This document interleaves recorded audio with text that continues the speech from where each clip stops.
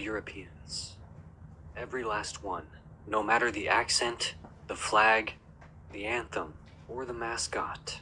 It's the same tired settler formula, playing out like a rerun nobody asked for. America is just Europe with a gun fetish. Canada is just Europe with frostbite. Australia is just Europe with sunstroke.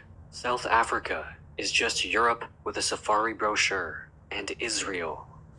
Israel is Europe in desert cosplay. A colonial theme park plopped into the Middle East, complete with armed settlers, stolen holy sites, and a brochure claiming since the dawn of time in 12-point Times New Roman. It doesn't matter where you drop them.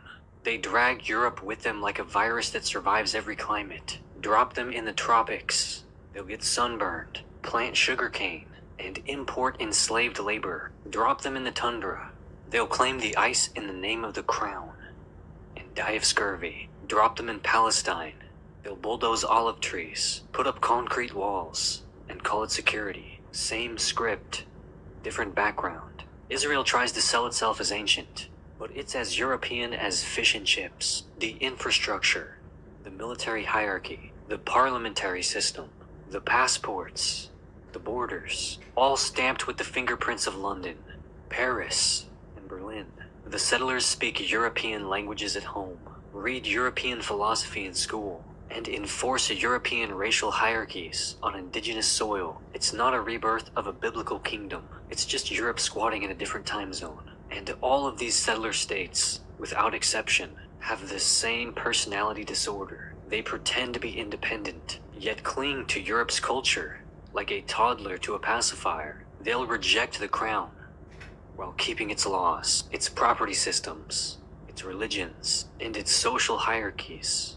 They'll claim to be innovative while still measuring their success in European terms. GDP, parliamentary seats, Nobel Prizes. Every new nation is just a European franchise with slightly altered menu items. The branding changes, but the core remains. America swapped castles for skyscrapers. Canada swapped tea for Tim Hortons. Australia swapped fox hunting for kangaroo culling.